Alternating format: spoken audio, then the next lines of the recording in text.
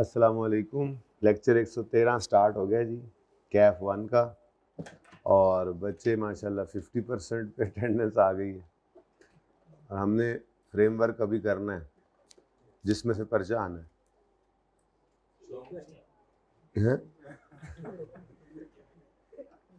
अच्छा जी, question number 3 में कोई मसला है तो पूछ लें। इसमें अब कोई मसला है तो पूछ लें। एक दिन और बढ़ गया ना, देखें परसों ये होमवर्क में था, मसला था, कल ये फिर होमवर्क में रह गया तो मसला ख़त्म हो गया। लेकिन उसके लिए ज़रूरी होता है कि दोबारा उस सवाल को एक दफ़ा देख लिया जाए। क्या मसला था वैसे इसमें? ऑन यकम September 23 CL issued 20% bonus shares to its audience. अच्छा, चलो वो वैसे इसके अंदर टेक्निकल बात क्या थी? डायलूटेड EPS में ये मसला हो सकता था, हाँ रीस्टेट वाला। लेकिन वो ज़ाहिर है क्वेश्चन बैंक वाला सवाल करने के बाद होपफुली ये आसान हो गया होगा, क्योंकि वो ज़्यादा मुश्किल था पीच ट्री। चले बहरहाल इसको करवाना है तो बता दें। चले जी, अब फिर ऐसा है, ज़रा क्विकली देख लें इसको। इस चैप्टर को साइड पे करें, रेशो से वापस चलें, उसको भी करें। फिर कल एक नॉर्मल क्लास और एक एक्स्ट्रा क्लास, इंशाल्लाह फ्रेमवर्क हो जाएगा। ठीक है, आज मैं फ्रेमवर्क को नहीं छेड़ रहा, कल फ्रेमवर्क को स्टार्ट करूँगा। पहली क्लास के अंदर आधी क्लास वो करेंगे, आधी रेशो, और फिर शाम वाली क्लास में भी फ्रेमवर्क आधा, और आधे में शायद फिर रिवीजन स्टार्ट हो जाएगी, कैश फ्लो वगैरह करेंगे। ठीक है, तो EPS के अगर आप नोट्स की बात करें तो मेरे हिसाब से जहाँ पे मैंने ब्रेक लगानी है उससे पहले अगर आपको कोई मसला हो तो आप पूछ सकते हैं। आपको कहा था पढ़ लीजिएगा।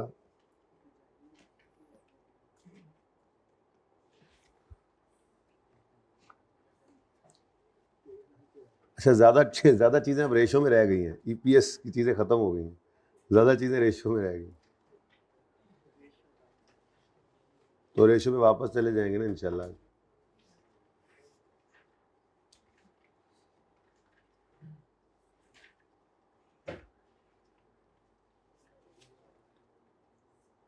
अच्छा जी, अदर एस्पेक्ट्स वाला सफ़ा सिर्फ रह गया।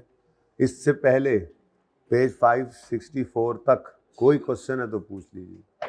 मैंने आपको EPS के MCQ नहीं दिए अभी तक होमवर्क में? दिए थे, चलो वो भी जल्दी से कर लेते हैं, फिर रेशियोज पे चलते हैं।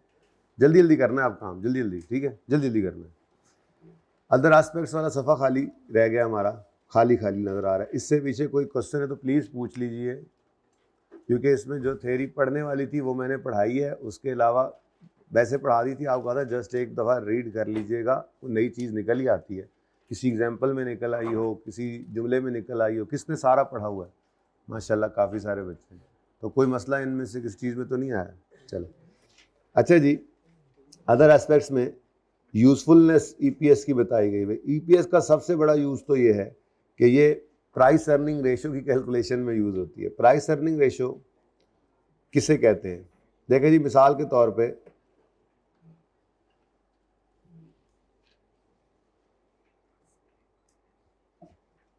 होंडा एक कंपनी है, आपको भी इसका नाम पता है, ठीक है। अब होंडा जो है, इसकी लेट से अर्निंग्स पर शेयर आ रही हैं 15 रुपये। मतलब एक शेयर 15 रुपये अर्न कर रहा है। और अब पता नहीं कितनी EPS है, मैंने होंडा की फाइनेंशियल नहीं देखी, मैं बस अपनी मिसाल बना रहा हूँ, ठीक है। और मसलन इसका एक शेयर मार्केट में ट्रेड हो रहा है 150 रुपये का। मार्केट प्राइस क्या आ गई? फिर एक शेयर की शेयर प्राइस क्या आ गई? शेयर प्राइस मार्केट प्राइस ₹150 पर शेयर। अच्छा, एक शेयर अगर 15 रुपये कमा रहा है तो मार्केट उस एक शेयर, जो एक शेयर 15 रुपये कमा के देता है, मार्केट उस एक शेयर का कितने गुना देने को तैयार है? 10 गुना। इसका मतलब कंपनी से ग्रोथ एक्सपेक्ट कर रही है मार्केट, फ्यूचर के अंदर ग्रोथ एक्सपेक्ट करेगी। फ्यूचर में ये बिजनेस भी ग्रो होगा, हमारी जो ये 150 वाला शेयर है इसकी भी वैल्यू बढ़ेगी, और कंपनी फ्यूचर में जाकर डिविडेंड्स भी देगी। तो ग्रोथ एक्सपेक्टेड है इस कंपनी से। तो कंपनी के एक शेयर जो कि अर्न कर रहा है 15 रुपये, उसके लिए 10 गुना तक देने के लिए जो है वो मार्केट तैयार है। इसको कहते हैं प्राइस अर्निंग रेशो। एक रेशो ये भी रहती थी, ठीक है, प्राइस अर्निंग रेशो, ठीक है। ईपीएस खुद भी तो एक रेशो है, ईपीएस खुद भी एक रेशो है, earnings per share ordinary share holder की एक रेशो है, और इसी को यूज करके प्राइस अर्निंग रेशो निकाली जाती है, जिसको ये स्टॉक मार्केट की रेशो कहा जाता है, ठीक है। बड़ी इंपॉर्टेंट रेशो है। तो मैंने इसकी पीई रेशो निकाली, price earning ratio, PE ratio.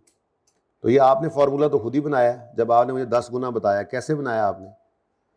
Market price per share over earnings per share is equal to 10 times. ये टाइम्स में आंसर देते हैं, ठीक है। अच्छा, एक कंपनी यूनाइटेड भी है, बाइक वाली एक और कंपनी भी है यूनाइटेड। यूनाइटेड की ईपीएस भी 15 रुपये पर शेयर, लेट्स से ईपीएस 15 रुपये पर शेयर, लेकिन यूनाइटेड का मोबाइल, होंडा का मोबाइल कह रहा हूँ, यूनाइटेड का शेयर होंडा के शेयर के मुकाबले में मार्केट के अंदर 150 का तो नहीं होगा, इससे ज़्यादा तो नहीं होगा, आपने तो नाम ही नहीं सुना हुआ, ठीक है। तो मसलन इसकी प्राइस, शेयर प्राइस जो है लेट्स से वो 25 रुपये है, इसका एक शेयर मार्केट में 25 रुपये का ट्रेड हो रहा है। तो मतलब ईपीएस तो सेम है, लेकिन शायद ग्रोथ ज़्यादा एक्सपेक्ट कर रही है मार्केट होंडा के मामले में, और यूनाइटेड के मामले में इतनी ज़्यादा ग्रोथ फ्यूचर की एक्सपेक्ट नहीं कर रही। तो ये क्या है? मार्केट का कॉन्फिडेंस है, फ्यूचर की ग्रोथ की एक्सपेक्टेशन है। जिस चीज़ की कीमत ज़्यादा कीमती जो चीज़ लगे, ज़्यादा कीमत पर ख़रीदने के लोग तैयार हो जाते हैं, ज़्यादा लोग ख़रीदने वाले मौजूद हैं होंडा का शेयर, ठीक है, ज़्यादा लोगों को उम्मीदें इसके साथ हैं, इसलिए ज़्यादा पी रेशो क्या है? ज़्यादा, ईपीएस से भी 10 गुना ज़्यादा। एक शेयर 15 रुपये कमा रहा है, 10 गुना ज़्यादा पे करके लोग शेयर खरीदने को तैयार हैं, जबकि यूनाइटेड का एक शेयर 15 रुपये कमा रहा है, लेकिन मार्केट उसको 25 रुपये में ख़रीदना चाह रही है। तो पी रेशो इसकी क्या निकल रही है? जी हाँ, 1.6 times.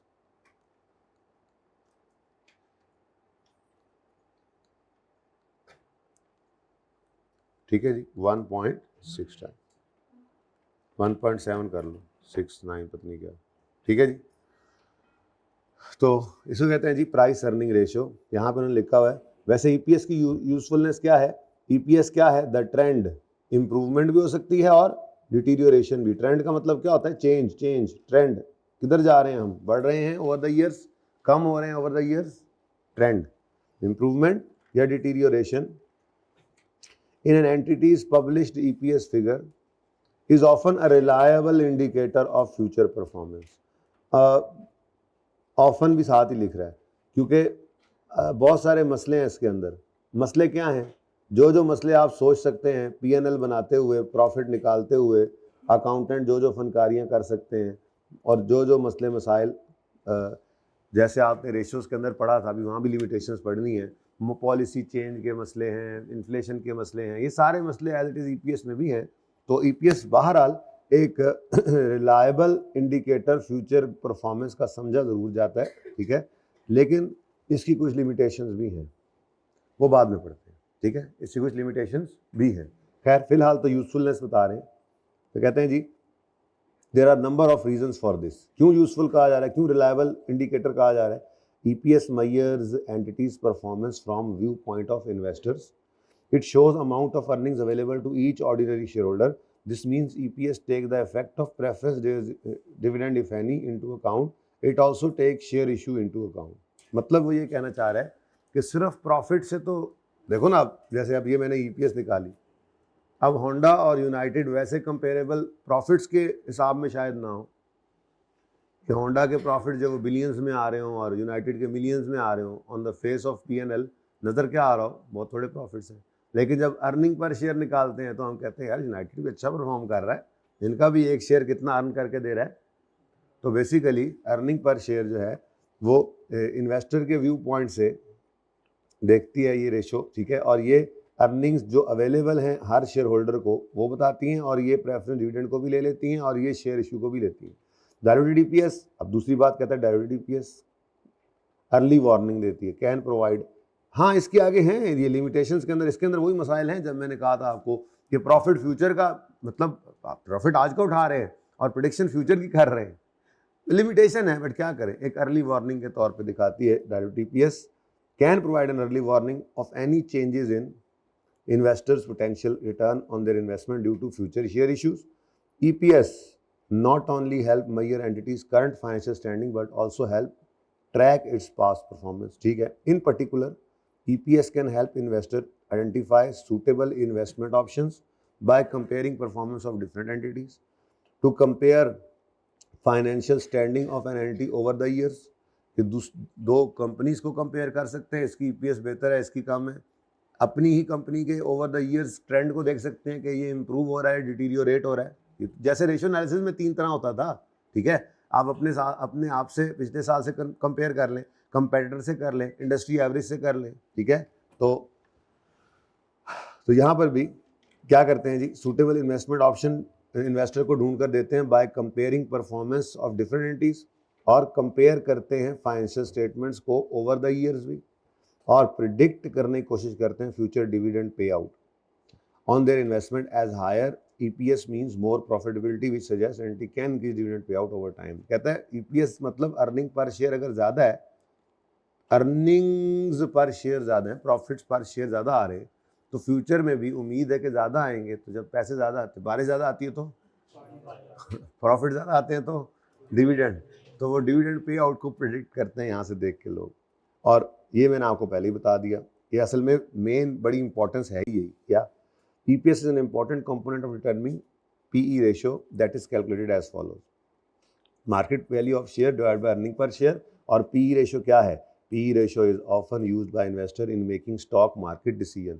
A high PE ratio usually indicates that stock exchange expects strong performance from company in the future. The higher the PE ratio, the better it is for company.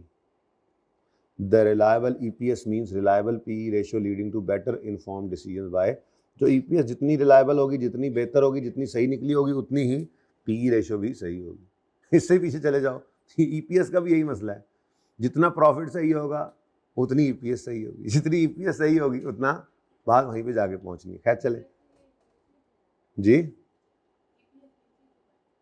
EPS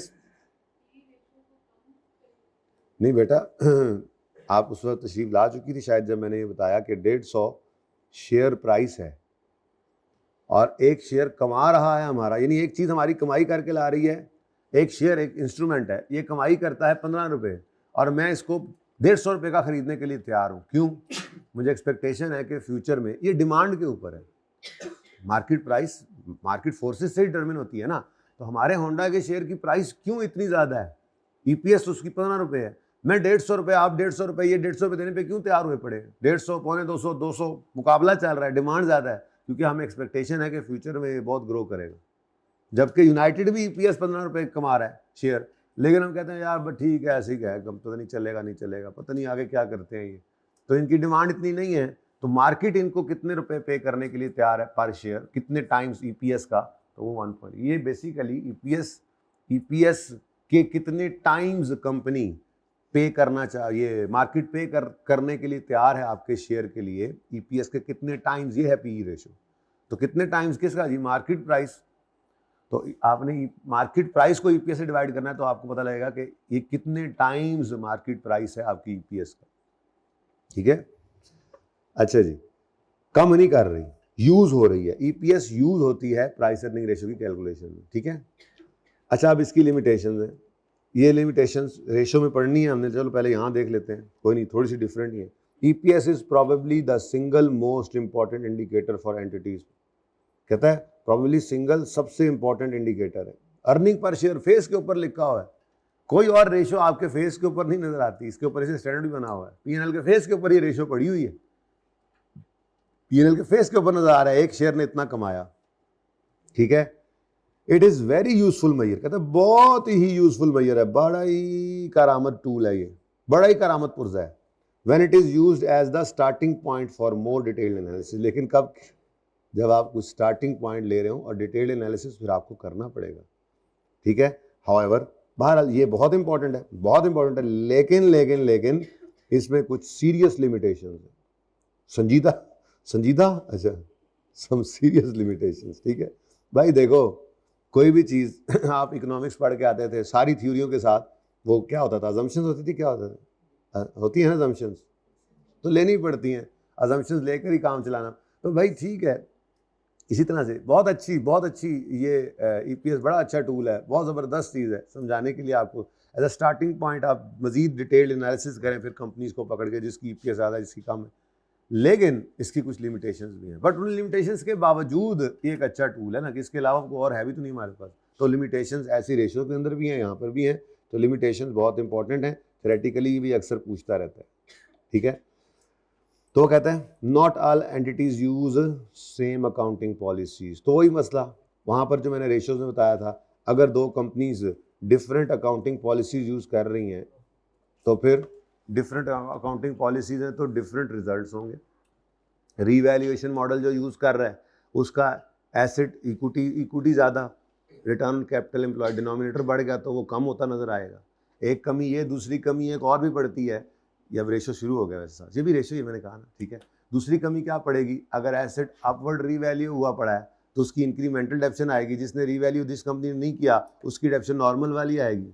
तो ये क्या है, दो कंपनियां हैं लेकिन कंपेरेबल नहीं रही, क्योंकि दोनों कंपनियां आपस में एक जैसी पॉलिसी यूज़ नहीं कर रही, ठीक है। तो डिफरेंट अकाउंटिंग पॉलिसी से डिफरेंट रिजल्ट्स आते हैं। फाइफो वाले का स्टॉक अगर ज़्यादा आ रहा है और एफको वाले का कम आ रहा है, दो कंपनीज हैं, तो अब क्या करेंगे। हालांकि एक जैसा स्टॉक भी रखकर दोनों की फाइफो एफको यानी कि उनके मेजरमेंट बेसिस ये कॉस्ट फार्मूलाज डिफरेंट होने की वजह से उनके प्रॉफिट डिफरेंट आ रहे हैं, तो क्या कर सकते हैं। हम किसी को कह तो नहीं सकते भाई हमने रेशो एनालिसिस करना है, दोनों फाइफो पे आ जाओ, दोनों एफको पे आ जाओ, अपना अपना काम उन्होंने किया हुआ है। तो ये लिमिटेशन तो है। तो not all entities use same accounting policies, it may not always be possible to make meaningful comparison between the EPS of different entities. So accounting policies, different accounting policies, यहाँ पर इस तरह से नहीं लिखा हुआ, तो उसने यूँ लिखा हुआ है not all entities use same policy, मतलब different entities use different accounting policy. वहाँ रेशियोज के अंदर जाएंगे तो वहाँ लिमिटेशन में शायद डिफरेंट अकाउंटिंग पॉलिसीज के लफ्जों को मैं वहाँ हाईलाइट करूँगा। बहरहाल अकाउंटिंग पॉलिसीज एक लिमिटेशन है, डिफरेंट होना ये एक लिमिटेशन है। फिर EPS does not take account of inflation. अब देखो ना क्या मतलब, भाई इस साल जो था वो आपके सामने है, अब अर्निंग पर शेयर आपने निकाली है तो उसमें क्या आपने फ्यूचर प्रेडिक्ट करते हुए फ्यूचर की इन्फ्लेशन की भी एडजस्टमेंट की थी। इतने दिनों से जो आज के 6-7 दिन हो गए ईपीएस कर ही जा रहे हो, क्या आपने किसी दिन ईपीएस निकाल कर उस पर बाद में 10%, 12%, 15% कोई इन्फ्लेशन की एडजस्टमेंट की हो? नहीं करती ना इन्फ्लेशन। तो अब फ्यूचर में जाके महंगाई भी हो जानी है। अब ये आज खड़े होकर कह रहे हैं एक शेयर इतना कमा रहा है, तो फ्यूचर के अंदर महंगाई का असर तो ये नहीं take. So the growth in EPS over time might be misleading. क्या मतलब मैं 2022 और 2023 की बात करता हूँ, लेट्स से 23 और 24, 2023 और 24। अब देखो ज़रा, सेल्स मेरी जो है 2023 के अंदर थी, 2023 के अंदर मैंने 150 यूनिट्स बेचे थे 10 रुपए के हिसाब से। कितना आया? 1500 बोलो। अच्छा, 1500 रुपये मेरी सेल नज़र आ रही है। और 2024 में भी मैंने 150 यूनिट्स ही बेचे, लेकिन महंगाई हो गई और हर यूनिट जो है वो अब 13 रुपए का बिका है। आंसर बताओ।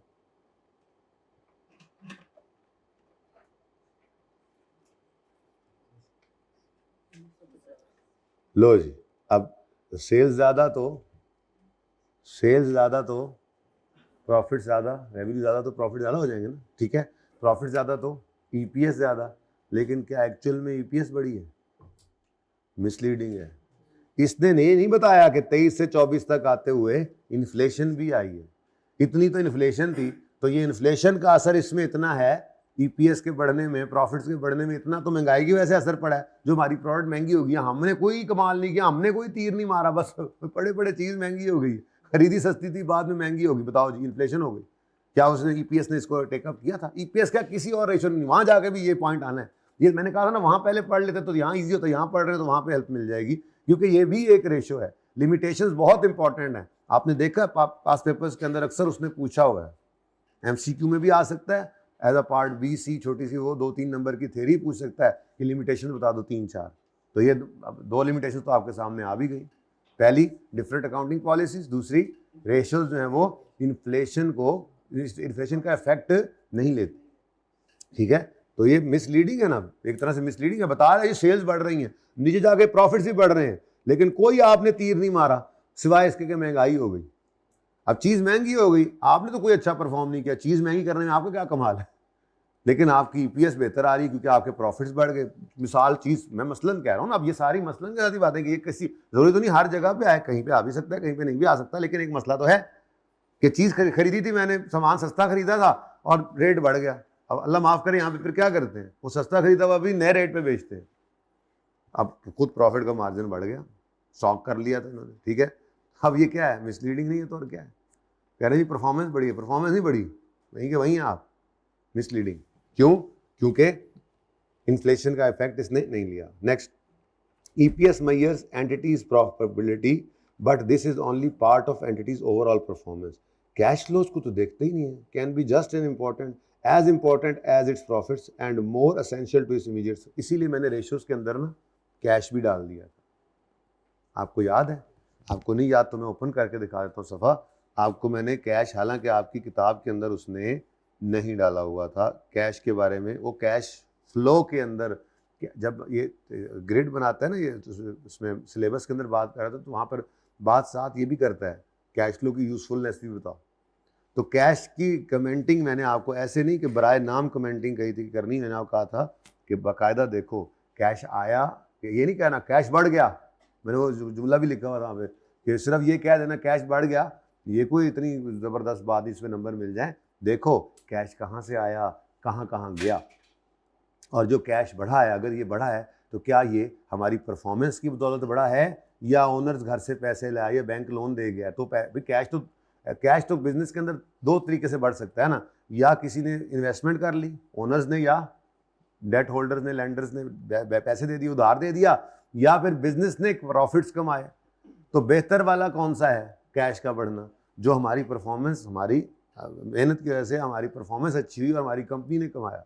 तो ये मैंने यहाँ पर आपको कहा था, ये मैंने बीच में ऐड कर दिया था, कहीं पे किया तो था। ये देखो, अब ये आपकी किताब में नहीं है, ये कैश और ऊपर रेवेन्यू, ये इस तरह से आपकी किताब में ये कोई रेशो नहीं है, लेकिन ये सेल्स है। रेवेन्यू को भी मैंने कहा था कमेंट करना लाजमी। पता नहीं अब आपको याद है कि नहीं, ये सफ़ा में 1.5 दिन लगाया था मैंने, पता नहीं आप लोगों को याद है कि नहीं याद है। मुझे तो बहुत फ़ायदा हुआ था उससे, अब मुझे फ़ायदा हो गया, लेकिन जिनके लिए बनाया उनको फ़ायदा नहीं हो रहा क्योंकि वो पढ़ नहीं रहे, वो आजकल चार्जिंग पे लगे हुए हैं। बस थोड़ा रेस्ट कर लो जी। एडिशनल कॉपी चाहिए, इसकी कॉपी चाहिए, ये कॉपी में थी, सॉफ्ट में नहीं भेजा इन्होंने, भेजा हुआ है, चलो कॉपीज भी उन्हें करवा देता हूँ, कल ले लेना फिर, ठीक है।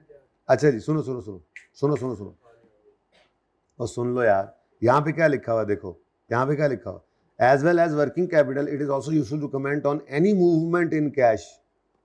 कैश की मूवमेंट के बारे में कमेंट करो, आइडेंटिफाई करो मेजर कैश इनफ्लोज कहाँ से आए हैं और कहाँ कैश जो है वो यूज़ हुआ है, आउटफ्लोज कहाँ हुए हैं, और जहाँ तक पॉसिबल हो कमेंट्स को सिनेरियो से जोड़ो। जैसे हमारे कुछ सवाल आपने किए थे जिनके अंदर उसने कहा था कि जी हमने अपनी प्रेमिस खरीद ली हैं पार्टली फ्रॉम बैंक फाइनेंस, अब नज़र आ रहा था कि कैश कम हुआ है। अब यहाँ पे आपने लिंक करना था अपने सिनेरियो के साथ कि कैश जो कम हुआ है इस पीरियड में, हमने जो एसेट खरीदा है, बिल्डिंग खरीदी है, उसमें कुछ बैंक से पैसे डाले थे, कुछ जो है वो अपना कैश यूज़। तो जहाँ तक मुमकिन हो आपने कमेंट करते हुए सिनेरियो से रेफर करना है, सिर्फ ये नहीं कह देना cash has gone up which is good, ठीक है, ये नहीं कहना, इससे नंबर नहीं मिलेंगे, बल्कि डिस्कशन लाजमी किसके अराउंड घूमे कि कैश जो है वो हमारी कंपनी की परफॉर्मेंस की वजह से बढ़ा है या ज़्यादा डेट लेने से बढ़ा है, ठीक है। बहरहाल ये हमने ज़बरदस्ती किया है। ईपीएस में कहीं पर, अर्निंग पर शेयर में कहीं पर आपको ये नज़र आता हो, चलो रेशियोज में तो फिर कैश कमेंट कर लेते हैं, ईपीएस में तो कोई कैश नहीं। ईपीएस का तो फॉर्मूला क्या है, अर्निंग्स डिवाइडेड बाय शेयर्स, ठीक है, सही है, चले खैर। तो EPS measures entities profitability, but this is only part of entities overall performance. Entities cash flows can be just as important as profit. Changes in value of assets can also be important part of performance। और तो भाई वो ये कहता है कि ये सिर्फ मेजर करता है, EPS सिर्फ मेजर करता है एंटिटीज प्रॉफिटेबिलिटी, ठीक है, विच इज सिर्फ जो कि सिर्फ परफॉर्मेंस का एक पार्ट है। तो changes in changes in value of asset भी इंपॉर्टेंट है, उसको भी देखना चाहिए। अच्छा, ये भी एक लिमिटेशन उसने बनाई। खैर, next, diluted EPS is often described as early warning to investors that return on their investment may fall for sometimes in future. However, diluted EPS is based on current earnings, not forecast earnings. This means that it may not be reliable predictor of future EPS. ये मैंने आपको बताया था कि EPS है तो early warning के future की अर्निंग्स कम होंगी अगर शेयर्स जो है वो बढ़ गए, जो ये शेयर्स कन्वर्ट हो गए। भाई फ्यूचर की अर्निंग्स तो नहीं थी, अर्निंग्स तो हमने यही वाली ली थी जो हमारी है। तो बहरहाल ऊपर बात ये करके आ रहा है कि है तो बहुत ही यूजफुल टूल है। ये single most important indicator entity की परफॉर्मेंस का है, लेकिन फिर भी इसके अंदर कुछ लिमिटेशंस हैं, जिनमें एक ये भी है कि डायल्यूटेड ईपीएस जैसे आपने कहा अर्ली वार्निंग है। अच्छा, अब ये रेशोज में नहीं, ये ईपीएस का तो है, अब रेशोज का ये तो नहीं आना, रेशो तो ओवरऑल लिमिटेशन होगी। खैर चले, डायल्यूटेड ईपीएस जो है वो करंट अर्निंग्स पे है, पास्ट इस पे फोरकास्ट अर्निंग्स पे नहीं है। This means that it may not be reliable predictor of future EPS. और one of the main problem, अच्छा ऊपर वाली कौन सी थी, बाय प्रॉब्लम्स थी, बाय प्रोडक्ट की तरह। One of the main problems with EPS can be the way that is used by investor and others. User often rely on EPS as a main or only measure of entity's performance. Management know this and try to make EPS appear as high as possible. भाई देखो, company को भी इस बात का पता है कि कुछ लोग जो हैं वो can be the way that EPS, one of the main problem with EPS can be the way that it is used by investors and others. जो लोग इसको यूज करने वाले हैं, इन्वेस्टर हो चाहे अदर्स हो, तो वो जिस तरह से इसको यूज करते हैं ना, the way that is used by investors, वो वजह जो है वो भी इसके खराबी का बड़ा बायस बनती है। क्यों? क्योंकि यूजर बहुत रिलाय कर रहे हैं इस पे एंटी की परफॉर्मेंस के मामले में। मैनेजमेंट को भी ये पता है, मैनेजमेंट नोज दिस कि यूजर्स रिलाय ऑन ईपीएस, ठीक है, as measure of, users rely on EPS as main या only measure of entities performance. Management को भी ये पता है, और they try to make EPS appear as high as possible. जायज़ नाजायज़ तरीके से इसको हायर दिखाना चाहेंगे। They may attempt to manipulate the figures by using creative accounting. Creative accounting के बारे में बताया था आपको। क्रिएटिव अकाउंटिंग क्या है? एक्सपेंस ऐसे हेड में डाल दो जहाँ से वो टैक्स की लायबिलिटी कम हो जाए, दाल लगा रहे हैं, ठीक है। आप इम्पेयरमेंट टेस्टिंग ना करो, इम्पेयरमेंट लॉस आएगा, प्रॉफिट्स कम हो जाएंगे। रीवैल्यूएशन ना करो, ऐसी बातें देखते होते थे सवालों के अंदर आई होती। रीवैल्यूएशन ना करो, रीवैल्यूएशन करोगे तो एसेट बढ़ता नजर आ रहा है, इंक्रीमेंटल एप्शन आएगी, ठीक है। फिर विंडो ड्रेसिंग भी एक है, वहाँ पर पढ़ा था। विंडो ड्रेसिंग क्या है, अभी नहीं पढ़ा तो अब जाके पढ़ लेंगे, वैसे बता रहा हूँ। विंडो ड्रेसिंग कहते हैं ईयर एंड पे आपने इस तरह से चीज़ों को मैनिपुलेट करना। जैसे मिसाल के तौर पे हम इस वक्त जो है वो मौजूद हैं 27-28 दिसंबर है, और एक ऑर्डर हमें आया हुआ है 6-7 जनवरी का अगले साल का, गुड्स हमने भेजनी है। तो हमने उस बंदे को कहा भाईजान अभी माल उठवा लो, आपको 5% डिस्काउंट दे देंगे। अब आपने किया क्या है, आपने अगले साल का रेवेन्यू जानबूझ के कोशिश करके डिस्काउंट करके इधर खींचा ताकि इस साल में ये फॉल कर जाए और इस साल के प्रॉफिट ज़्यादा आ जाए। आपके पास लोन काफ़ी ज़्यादा है, आपके ऊपर लोन काफ़ी ज़्यादा है। आपने क्या किया, आपने कर आके थोड़ा बहुत जो है वो बैंक का और जो दोस्तों का कुछ लोन था वो ईयर एंड पे उतार दिया। उन्हें कहा कि यार ज़रा कुछ दिन के लिए मैं वापस कर रहा हूँ, फिर मुझे दोबारा पैसे दे देना, फाइनेंशियल स्टेटमेंट्स बननी है, ज़रा उसमें मेरी लायबिलिटी कम नज़र आए।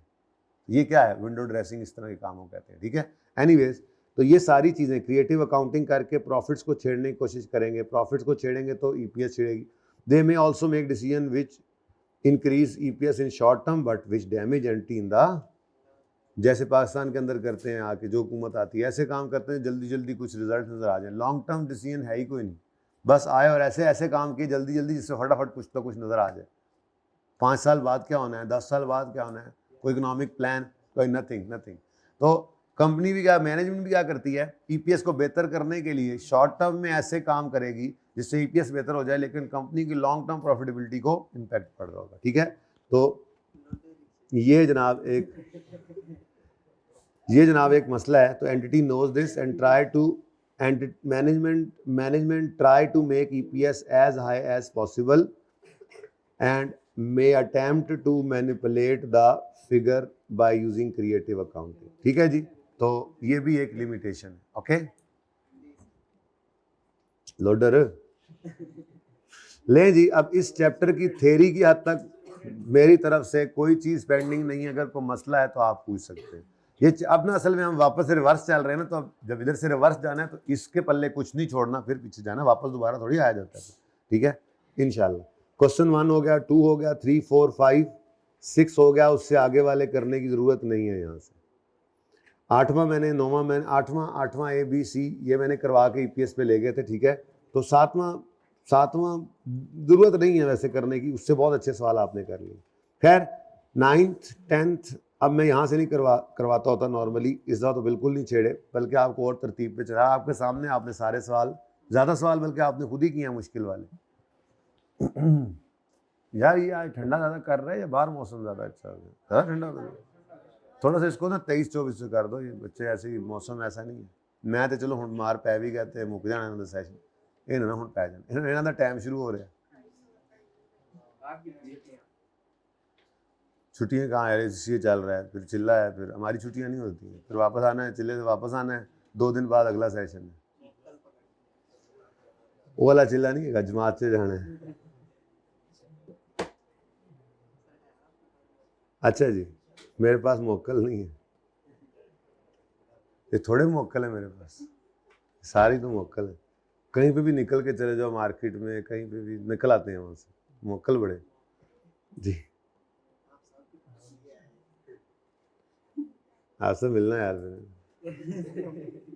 अच्छा जी, ये सारे क्वेश्चंस प्रैक्टिस क्वेश्चन आपको करवाए थे. उसके बाद फिर ये कुछ प्रैक्टिस क्वेश्चंस हैं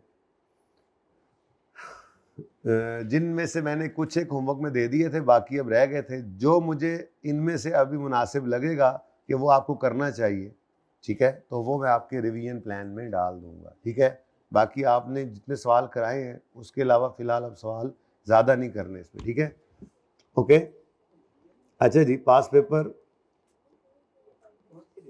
1 2 3 कौन सी रिवीजन जो पेपरों से पहले 3-4 बार करनी, वो वाली? हाँ ना, 2 बार तो मेरे जैसा भी कर लेता है. तुम तो अच्छे बच्चे हो, बड़े तेज हो. तुम तो मॉक से पहले 2 और फिर उसके बाद 2-4 रिवीजन करो. हाँ, वही तो कह रहा हूँ, मुझे पता है. ओके जी बेटा, 1 करवा दिया था, मतलब आपने कहा था कि रहने दो, हो गया. 2 मैंने करवाया था. 3 अब मैं ओके कर रहा हूँ. कोई क्वेश्चन हो तो पूछ सकते हैं.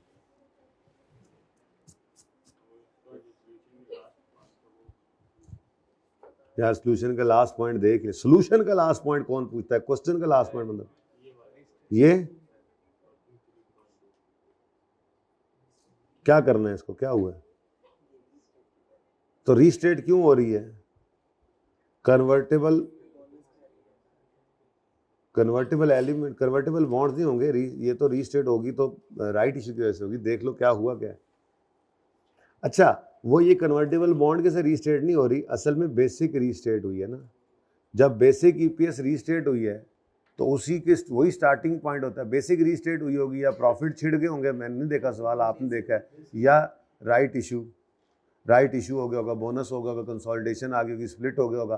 किसी भी वजह से बेसिक EPS पिछले साल की रीस्टेट हुई है. इस साल की तो स्टेट होती है ना पहली बार. अब जब पिछले साल की बेसिक EPS रीस्टेट हुई है तो डायल्यूटेड EPS किससे निकलती है? बेसिक से ही निकलती है ना. तो ये उसी वजह से हुआ होगा, क्योंकि ये बेसिकली पिछले साल वाली डायल्यूटेड EPS ही है. यहाँ पर अगर चेंज हुआ होगा तो या ये चेंज हुआ होगा या ये चेंज हुआ होगा. अब पिछले साल की बेसिक EPS देख लेते हैं. 2000 हमारा साल कौन सा है? 22 है कि 23 है? 23 है. तो यहाँ पे क्यों लिखा हुआ फॉर द ईयर एंडेड 22? ये फिर सही नहीं, दोनों की. अच्छा अलग अलग लिखी है. गुड. ये लगता है जैसे वो मैंने बना लिखा होगा ना तो उसी तरह से वर्किंग हुई है. प्रॉपर दोनों साल कंपैरिजन होना चाहिए. खैर बेसिक EPS है 12.32 और डायल्यूटेड DC से ही निकली है. फिर बेसिक EPS कैसे आई है जी? बेसिक EPS 12.32, डायल्यूटेड में कन्वर्टेबल बॉन्ड्स एंटर हो गया. अब ये बेसिक EPS थी और उससे फिर ये डायल्यूटेड ईपीएस निकल चुकी है। कोई मसला इसमें? इसमें कोई मसला नहीं। साल गुजर गया, अगला साल आ गया। अगले साल के अंदर आपने जब बेसिक ईपीएस निकालने का सोचा, यहाँ पे डायरेक्ट हुआ। अच्छा, तो आपके सामने क्या चीज़ आ गई? एक तो 280 प्रॉफिट से, यार ओपन कर लेना, साथ साथ सवाल देखते जाए ना, फिगर तो ज़रा इजी रहता है।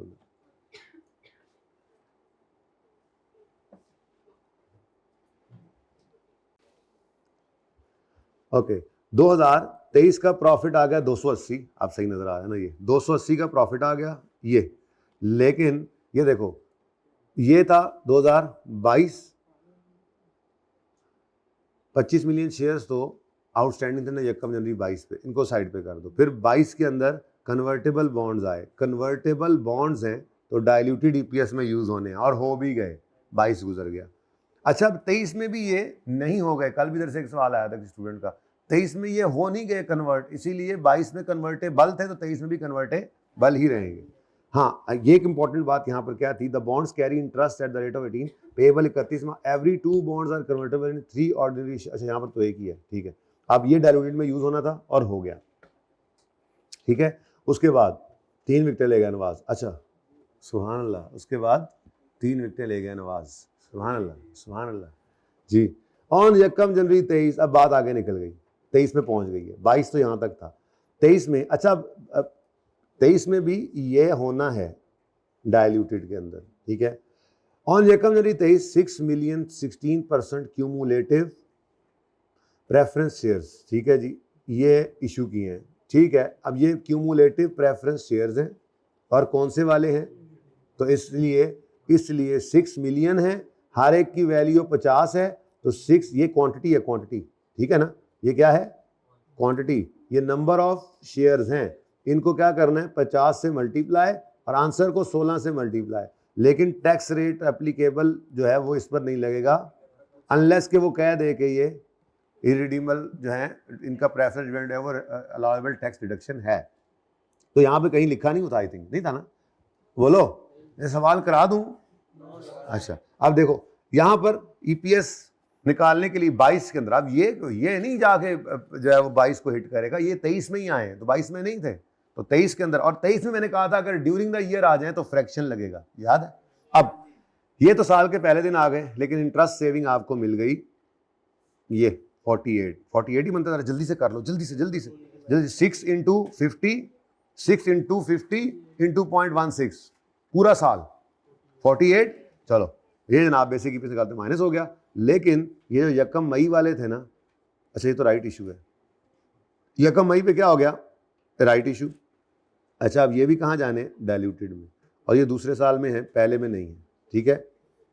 नेक्स्ट, यकम मई पे CL announced 40% right issue to ordinary share holder at 45 per share. Entitlement date for right issue was यकम जून। तो फिर यकम मई अहमद भाई गया, और यकम जून हमारे लिए क्या हो गया? रेलेवेंट। यकम जून 23 को market price immediately before, entitlement date क्या थी? 80। तो भाई 80 वाला शेयर आपने कितने में दिया है? बोलो, 40 रुपीज़ में, 45 में। तो बहरहाल बोनस और एलिमेंट तो आ गया ना। अब ये इधर देखो, ये बेसिक ईपीएस में यूज होना है, डाइल्यूटेड में नहीं होना। लेकिन इसने जाकर पिछले साल को भी हिट कर देना है, क्योंकि राइट इशू है, ऐसे ही है ना। तो राइट इशू ने कंपैरेटिव को क्या करना है? रीस्टेट। कंपैरेटिव 0.4 से ऊपर था, मैंने यूं तीर लगा दिया। अब weighted average number of shares निकालने पड़ेंगे आपको। ये देखो, बैलेंस था 25 का, और ये राइट इशू आया है, ठीक है। तो इस राइट इशू की वजह से आपका ये तो रीस्टेट हुआ ही 80/70। अब ये 80/70 पिछले साल पे भी लगना है, इस वजह से फिर बेसिक रीस्टेट हुई है। तो सिर्फ यही नहीं है, ये जालिम भी था बोनस। अच्छा, बोनस का ना एडजस्टमेंट फैक्टर ले लिया इन्होंने, जाती है थोड़ी सी, इसको ऐसे लिखना चाहिए था। ये 1/1.2 है ना, ये यूं लिखो, आप ऐसे ना करो, आप अपनी मर्जी से करो जैसे करते थे। 20% है तो मैंने कहा था यूं लिखो, 100, हर 100 वाले को 20 नए मिले तो 120। अब ये जो है बिफोर बोनस है, ऐसे ही है ना, इसको आफ्टर करना है। तो हम यहाँ पर करते होते थे, यूँ कर लो, हम यहाँ पर करते होते थे बिफोर से डिवाइड करो, आफ्टर से आप 120 और 100 करो तो वही 1.2 ही है, इससे परेशान ना होना, ठीक है। तो ये ऐसे कर लो जी। अब ये इस साल की ईपीएस निकले, अगला बोनस भी साथ ही हो गया, ठीक है, बोनस भी साथ। राइट इशू इसमें पड़ा था, ये राइट इशू इसमें पड़ा था, ये राइट इशू खुद है, बैलेंस के अंदर नहीं था तो यहाँ पर राइट का ये फैक्टर लगा दिया। बोनस जो है असल में यहाँ पे टोटल नहीं किया हुआ, यहाँ पे टोटल की जरूरत नहीं होती ना, लेकिन यहाँ पे टोटल कर दो। चलो 35, 25 और 42 कितना बनता है?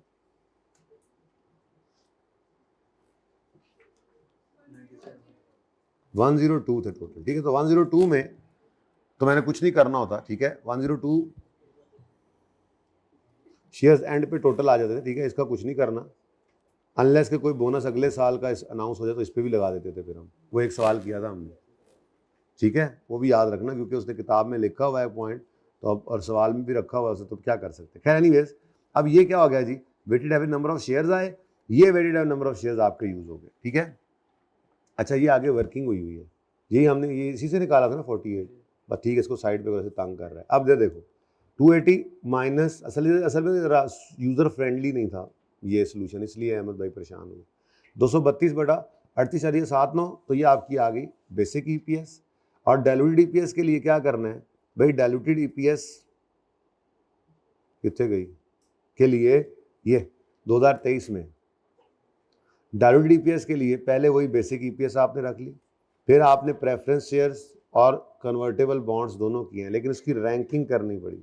प्रेफरेंस शेयर्स इस साल आए हैं, कन्वर्टेबल बॉन्ड्स पहले से थे या पहले से, देख लें ज़रा कौन से थे पहले पिछले साल में। बिल्कुल कन्वर्टेबल बॉन्ड्स पहले पड़े थे, यहाँ पे तरतीब आगे पीछे होगी। खैर एनीवेज, वो रैंकिंग भी ये बन गई, प्रेफरेंस शेयर नंबर 1 पे, ये नंबर 2 पे आ गए, इसी हिसाब से ऐड हो गए। और हमारी डाइल्यूटेड ईपीएस ये बन रही है क्योंकि बॉन्ड्स तो एंटी डाइल्यूटिव हो गए, ठीक है। तो यहाँ पर आपने लिख दिया डाइल्यूटेड ईपीएस। अब इसमें कोई मसला नहीं, अभी तक कोई मसला नहीं है, अभी तक कोई मसला नहीं, ठीक है। ये आपकी डाइल्यूटेड ईपीएस आ गई 55.51, तो ये जनाब बेसिक ईपीएस 5.89, डाइल्यूटेड 5, इसमें कोई मसला नहीं है। लेकिन ये मसला है, ये क्यों मसला है? ये मसला इसलिए है कि ओरिजिनली 2022 के अंदर बेसिक और डाइल्यूटेड ये थी, लेकिन चूंकि राइट इशू जालिम आ गया अगले साल में, एक वो ना होता तो ये मसला ही ना होता। उस राइट इशू ने 22 की ईपीएस को क्या करना है, रीस्टेट, बेसिक को भी और डाइल्यूटेड। अच्छा बोनस भी है, दो हैं, ठीक है। तो ये दोनों फ्रैक्शंस आपने उठाने, 80/70 और 120/100, बस ये टॉप वाले ऐसे ही होते थे ना, 80/70 और 120/100, 80/70, 120/100, 80/70। बेसिक ईपीएस कहाँ पे यार रीस्टेट हुई है? 80/70, ये 80/70 में 8/7 करता है, चलो खैर, और 120/100, और ये क्या होगी आपकी बेसिक ईपीएस 2022 की रीस्टेट। अब जब ये रीस्टेट हो गई है, ठीक है ना, तो आप फिर क्या कर लो, आप ये 308 और ये 34.29 पकड़ लो और इसको ले आओ इधर, 308 और 34.29, ये तो वैसे ही है, पिछले साल वाले उठाकर लिखा, तो ये क्योंकि बेसिक रीस्टेट भी तो डाइल्यूटेड भी रीस्टेट हो गई, ये बस था इसका, ठीक है। फरमाइशी प्रोग्राम और फरमाइशी प्रोग्राम समझ आइए, कितने गया? डायरेक्ट रीस्टेट निकाल लो, निकाल सकते हो तो डायरेक्ट निकाल लो, निकाल सकते हो तो डायरेक्ट निकालो, मेरी तरफ से मना नहीं।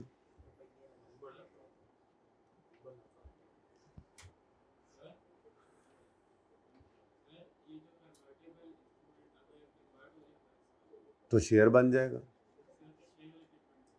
शेयर बन जाएगा तो शेयर इशूड शेयर में आ जाएगा, बोनस शेयर की तरह से होगा, शेयर्स बढ़ जाएंगे, नंबर ऑफ शेयर्स बढ़ जाएंगे, तो बेसिक ईपीएस कैलकुलेशन में आ जाएगा, जिस दिन से आना है उस दिन से, तो उस दिन के बाद वो शेयर बन जाएगा, वो कन्वर्टेबल नहीं रहेगा, वो बेसिक ईपीएस में आ जाएगा, डाइल्यूटेड वाला रहेगा ही नहीं, तो फिर फ्रैक्शन लगेगा जी। शेयर्स के लिए मिसाल के तौर पे आपका जकब अप्रैल को कन्वर्ट हो गया, तो 3 महीने के लिए वो उसके साथ वो डाइल्यूटेड वाला ट्रीटमेंट होगा, और 9 महीने के लिए उसके साथ सिंपल शेयर बना के उसका बेसिक ईपीएस के अंदर उसको लेकर आए।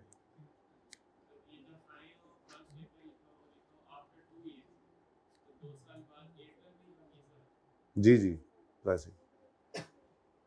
अच्छा जी, हम छाड़ दे दी जान, पास पेपर 3 को मसला है तो बताओ, पास पेपर 3 में कोई मसला है तो बताओ। अच्छा है, डिस्कस हो गया, लेकिन वो पीच ट्री करने के बाद मेरे ख्याल में ये बहुत इजी हो गया। जी बेटा।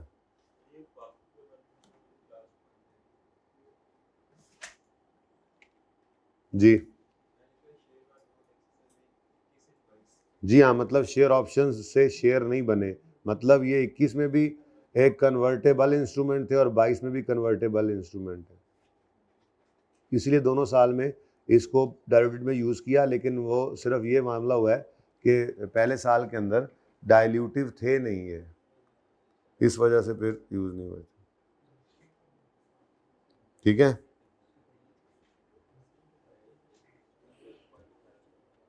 सालेब सालेब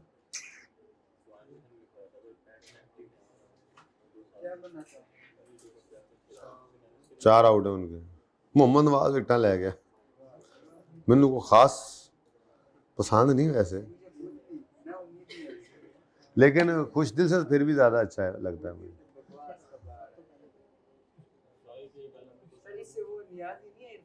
अच्छा है, वो बेचारे के साथ जाती करते हैं तो करे ना करे जी। हाँ, इसमें एक पॉइंट बोल दे यार, बोल दे, जल्दी कर ले, अब तेरा ये काम।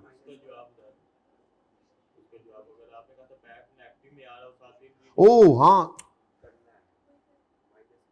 नहीं ठहरो ठहरो, कहाँ गया इसका वो यार, भाई उसे कहो कि कल वाले लेक्चर एंड में जो तस्वीर थी ना FAR 1 की, पास पेपर 2 की, वो जल्दी से लाए, फिर करेंगे बात, ठीक है भाई। माइनस से सादा सी बात है, सादा सी बात है, प्रॉफिट का कम होना डाइल्यूशन है, लॉस का कम होना डाइल्यूशन नहीं है। प्रॉफिट का कम होना बुरी बात है, लॉस का कम होना अच्छी बात है। प्रॉफिट का कम होना ईपीएस की डिटीरियोरेशन दिखा रहा है, लॉस का कम होना ईपीएस की इंप्रूवमेंट दिखा रहा है। इसलिए आपने उसके ऊपर डाइल्यूटेड ईपीएस नहीं लिखना था, बेसिक और डाइल्यूटेड दोनों ही सेम थी। वो मैंने कहा था सोल्यूशन सामने होता तो बात कर लेते। चलो खैर, अब बल्कि यहाँ पे होगा ना, कौन सा सवाल है?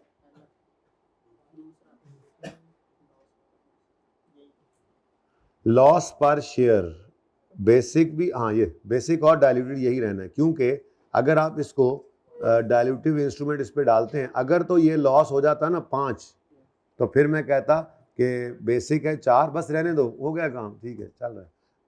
आप लोग अपना सोल्यूशन तो ओपन कर रहे हैं ना कल वाला, ठीक है। बेसिक 4 का लॉस है पर शेयर और डाइल्यूटेड होता तो 5 का लॉस, फिर हम डाइल्यूटेड कहते हैं। प्रॉफिट का कम होना, अर्निंग्स का कम होना डाइल्यूशन, लॉस का बढ़ना डाइल्यूशन।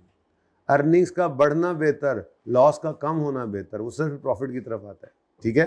तो इसलिए यहाँ पर बेसिक और डाइल्यूटेड 4 ही है, मेरे जहन से निकल गया, बिल्कुल आते साथ ही बात कर देता। चले खैर, हाँ जी।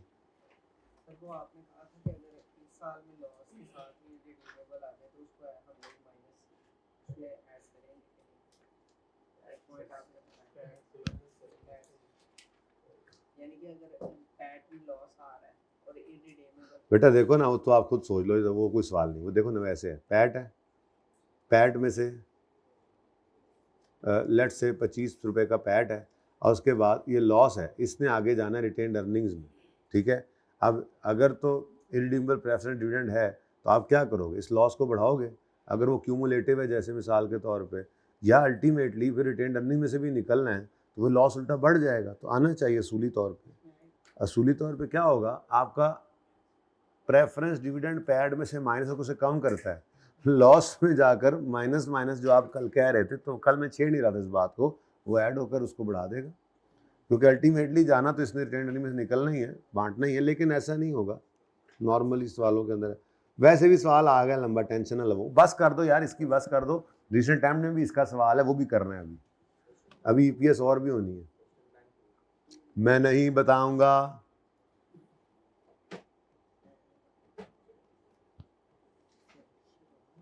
जी एडजस्टमेंट 3 में कहता है company announce 2 million bonus share for share on 1 June, the entitlement date was 30 June. और ये वाली धोखे के लिए दी हुई थी, आप इससे धोखा खा रहे हैं। भाई बोनस के अंदर क्या ताल्लुक है इसका? बोनस तो भाई बोनस शेयर्स तो आपको कहा था हमेशा फेस वैल्यू पे होते हैं, मार्केट प्राइस का उनसे कोई लेना देना नहीं है। अब इसमें सवाल क्या है? हाँ, वेरी इंपॉर्टेंट। जब आपका चल रहा होगा वर्किंग, तो वो जो आप वर्किंग कर रहे होंगे तो उस वर्किंग में आपके पास शेयर्स नहीं आ रहे होंगे। जैसे वो आप मिसाल के तौर पे weighted average number of shares की वर्किंग कर रहे होते हैं, तो उसमें आप यूँ चल रहा होता है date, description, number of shares. अब मैं यहीं से समझाता हूँ, नंबर ऑफ शेयर्स। अब अगर आप सोल्यूशन अपना ओपन कर लें जो आपने ट्राई किया होगा घर पे, तो आपकी मेहरबानी होगी। तो अब ये देखो, एक ही साल है 5, कंपेयर नॉट रिक्वायर्ड। जेकम जनवरी 2005 पर कितने शेयर्स पड़े थे ओपनिंग में? 10 मिलियन। उसके बाद बोर्ड ऑफ डायरेक्टर्स कंपनी ने अनाउंस किया राइट इशू 145 20%। ये जनाब यकम 30 अप्रैल को हुआ है। 30 अप्रैल है ना, 30 अप्रैल। तो 30 अप्रैल 2005 पे एक राइट इशू हुआ 2 का, और अब कितने मिलियन शेयर्स पड़े हैं? 12। अब हो रहा है आपका बोनस। तो आप इसको भूल जाओ ना कि आपको उसने इस तरह से बोला है, नंबर ऑफ शेयर्स दे दिए हैं, तो उल्टा आसानी की उसने आपके, लेकिन आप फंस गए। खैर चलो, अब इधर देखो ना, अगर परसेंटेज दी होती थी तो वो किस पे लगाते थे? 12 पे लगाते थे ना। तो समझो यही वो शेयर हैं जो उससे पहले थे। अब उसने कहा कि द कंपनी अनाउंस 2 मिलियन। ये अच्छा पॉइंट था भाई, जज़ाकल्लाह, आपने पूछ लिया। मुझे लगा शायद आप सिर्फ इससे धोखा खा रहे हैं। ये बहुत अच्छा पॉइंट था, ऐसे कभी हो सकता है सवाल में। खैर एनीवेज, आपने एनालिसिस करना है बोनस का।